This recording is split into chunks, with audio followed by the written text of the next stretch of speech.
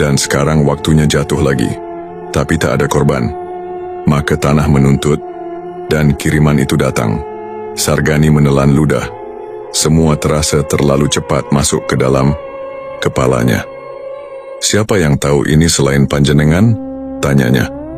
Orang-orang tua tahu, tapi mereka diam, takut. Termasuk Juragan Ramijan. Ia tak sekadar iri.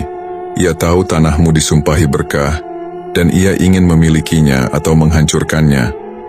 Senja datang cepat, langit memerah, dan di kejauhan terdengar suara burung hantu. Sargani pamit pulang, membawa kepala penuh beban. Malam itu, setelah membaca wirid, ia tidur di lantai dekat dipan bapaknya. Tapi tidurnya tak tenang. Dalam mimpinya ia berdiri di tengah sawah yang menghitam. Angin menderu, padi bergoyang seperti sedang berbisik. Dari tengah pematang muncul sesosok perempuan tua, tubuhnya membungkuk, rambutnya panjang terurai menutupi wajah, kainnya compang-camping dan ia menyeret kaki kirinya yang pincang. "Aku menunggu cucu dari Jatmo," bisiknya dengan suara serak seperti pasir kering. "Tanah ini masih milikku, dan janjinya belum lunas." Sargani tak bisa bergerak, kakinya menancap di lumpur yang pelan-pelan berubah menjadi merah tua. Perempuan itu terus mendekat, dan tangan kurusnya terulur, menunjuk ke dada Sargani. "Kau atau bapakmu, satu harus kembali ke tanah." Sargani terbangun dengan napas tersengal. Keringat dingin membasahi punggungnya. Lampu minyak di pojok ruangan berkedip sebentar, lalu padam. Ia menggenggam kitabnya erat. Di halaman depan, ada tulisan tangan Kiai Sutaresi yang dulu nyaris ia abaikan. "Jika tanah menolak tidur, jangan tidurkan dirimu. Buka mata dan dengarkan bisikan tanah sebelum ia menelan darahmu." Sargani tak bisa tidur lagi malam itu. Dan tanah pun tak tertidur. Desa Muncangwetan mulai bicara dalam bisik-bisik. Di pos ronda, di warung Embok Tarmi, bahkan di Serambi Langgar, nama Juragan Ramijan kembali terdengar. Tapi bukan tentang hasil panennya yang menyusut drastis atau harga gabah yang anjlok. Warga membicarakan sesuatu yang lebih gelap, lebih menyeramkan. Katanya Ramijan itu udah lama nyimpen dengki sama Wiryo di Harjo. Sejak tanah sawahnya terus panen, padahal tanah yang lain kering kerontang, bisik Pak Bani ke tetangganya, sambil memotong batang bambu. Dan katanya lagi, selapak Darsun, ia udah datengin Kromodanyo. "Kau tahu kan, si dukun tua yang tinggal di pinggir hutan itu?" Orang-orang mengangguk. Kromodanyo bukan nama asing. Ia tinggal di sebuah gubuk reot di ujung alas Belabakan. Sudah 2 dekade ia tak pernah ke pasar atau langgar. Tapi warga tahu tiap malam Jumat dari rumahnya mengepul asap hitam yang berbau sangit, seperti rambut terbakar dan darah basi. Dan malam itu, Sargani tahu dia harus melakukan sesuatu. Ia membuka kitab warisan Kiai Sutaresi. Kitab tua itu ia bawa diam-diam dari pesantren dengan alasan untuk pengobatan bapaknya. Tapi sebenarnya, ia sudah tahu isi kitab itu menyimpan ilmu yang tidak diajarkan secara terbuka di pesantren. Lembaran kitab itu kuning dan kasar. Tinta hitamnya mulai memudar, tapi satu halaman tampak lebih gelap, lebih berdebu. Di atasnya tertulis, "Kawi Sungsang, ilmu balik santet untuk penerang tanah gelap." Sargani membaca pelan-pelan. Kawi Sungsang bukan sekadar doa atau bacaan. Ia tirakat yang harus dijalani selama 7 malam berturut-turut, di tempat yang terkena santet, dengan syarat tidak boleh tidur, tidak boleh bicara, dan harus puasa dari makanan berjiwa, hewani, dan risikonya jelas.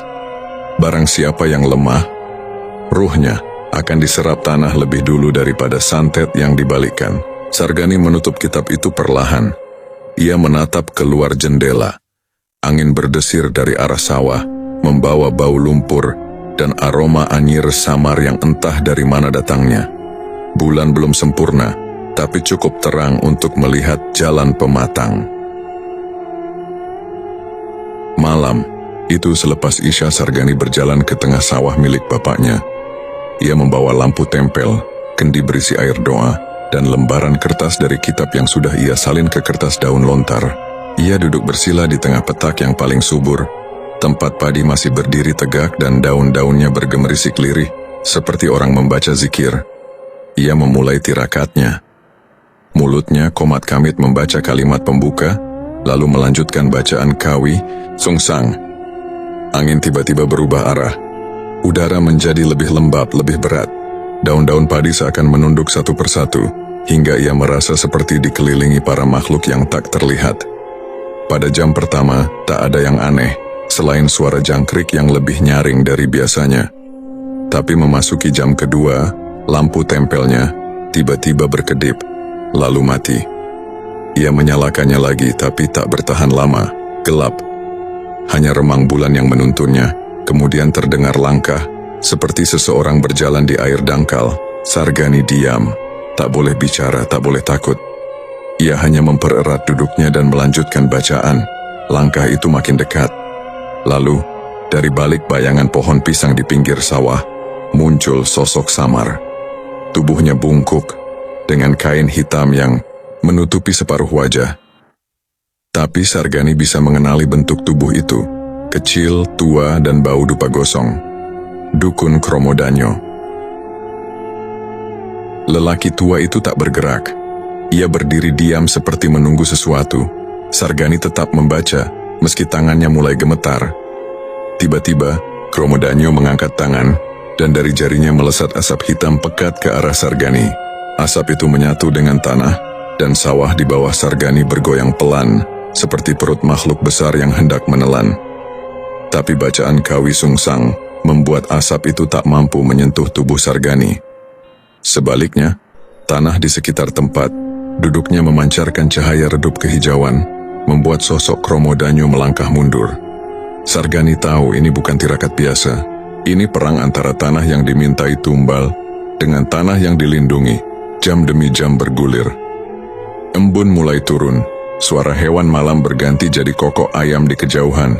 Sargani hampir roboh karena lelah dan dingin. Tapi ia bertahan. Saat fajar mulai mengusap langit, tanah di bawahnya berhenti bergoyang. Asap hitam perlahan menghilang. Dan di tempat Kromodanyo berdiri tadi, hanya tertinggal sisa dupa yang terbakar setengah, menancap di tanah seperti tombak kecil. Sargani kembali ke rumah sebelum matahari terbit. Tubuhnya lelah luar biasa.